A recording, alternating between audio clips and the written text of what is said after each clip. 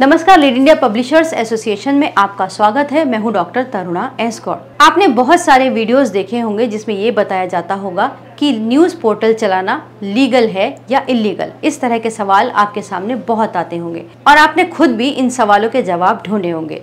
तो आज इसी वीडियो में हम उसी पर डिस्कस करेंगे। सबसे पहले ये जानना जरूरी है कि जब भारत में मीडिया को लेकर कानूनों का निर्माण हो रहा था तो उस वक्त इंटरनेट जैसी किसी भी चीज़ का नामो निशान नहीं था। यही वजह है कि उस वक्त पे डिजिटल या पोर्टल जैसे शब्दों का कहीं इस्तेमाल नहीं हुआ। लेकिन समय के साथ साथ लगातार भारत के कानूनों में अमेंडमेंट होते रहे। तो ठीक ऐसे ही मीडिया रजिस्ट्रेशन के लिए जो कानून है, सबसे पहले प्रिंट मीडिया रजिस्ट्रेशन के लिए कानून था PRB एक्ट 1867। इसके अंदर बताया गया कि किस तरह से प्रिंट मीडिया रजिस्टर्ड होता है और उसके क्या क्या दायित्व हैं, क्या ड्यूटी हैं, क्या उसके राइट्स हैं।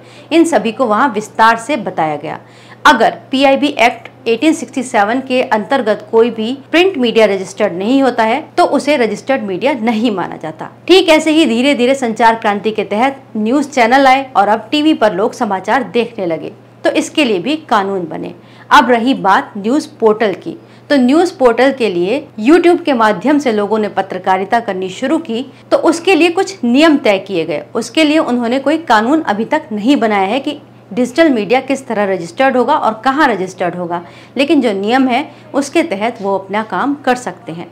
फिर भी एक और मोस्ट इम्पॉर्टेंट चीज़ आपको जाननी चाहिए कि जिस तरह से भारत के सभी नागरिकों को कुछ फंडामेंटल राइट्स मिले हैं, उसके अंदर एक राइट है freedom of speech and expression, यानी कि बोलने, कहने, सुनने की आज़ादी, और हमारा मीडिया इसी के अंतर्गत आता है।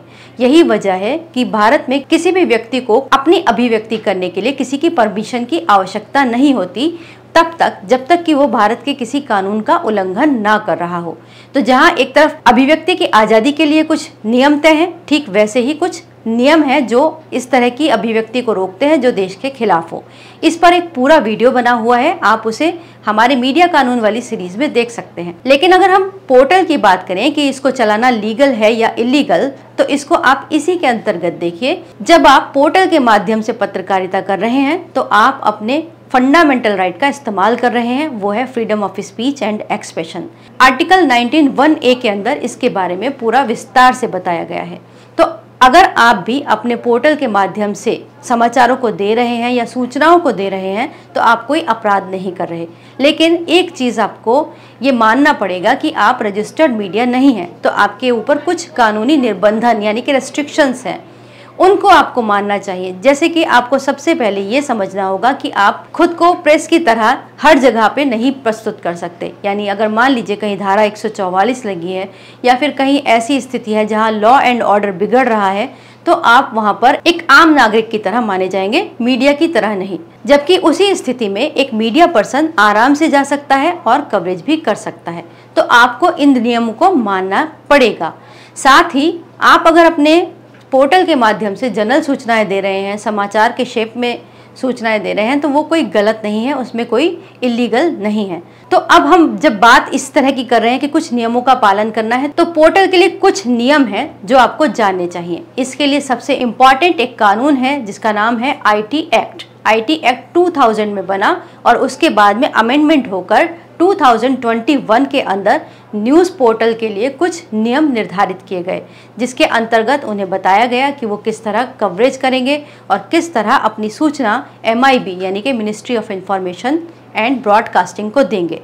अगर आप भी इन नियमों को पूरा करते हैं तो आप एज ए पोर्टल काम कर सकते हैं, लेकिन एज ए जर्नलिस्ट काम करने में आपको कहीं ना कहीं थोड़ी बहुत दिक्कतें होती ही रहेंगी। तो ऐसे में आपके पास में दो ऑप्शन है, या तो आप RNI के अंदर खुद का अखबार रजिस्टर्ड करा सकते हैं या फिर आप लीड इंडिया के साथ मीडिया टाई अप कर सकते हैं। मीडिया टाई अप करने के लिए आप हमारे हेल्पलाइन नंबर 9899744568 पर संपर्क कर सकते हैं। और कई बार ऐसा होता है कि लाइन बिजी होने के कारण सीधे बात ना हो सके, तो आप अपना सवाल, चाहे वो मीडिया टाइप के लिए हो चाहे किसी भी विषय पर हो, आप उसे डायरेक्ट व्हाट्सएप पर छोड़ सकते हैं, तो आपको वहां से उत्तर ज़रूर मिलेगा। उम्मीद करते हैं कि इस विषय पर आपकी इन्फॉर्मेशन थोड़ी क्लियर हुई होगी कि भारत में न्यूज़ पोर्टल चलाना लीगल है या इलीगल। वीडियो देखने के लिए बहुत बहुत धन्यवाद।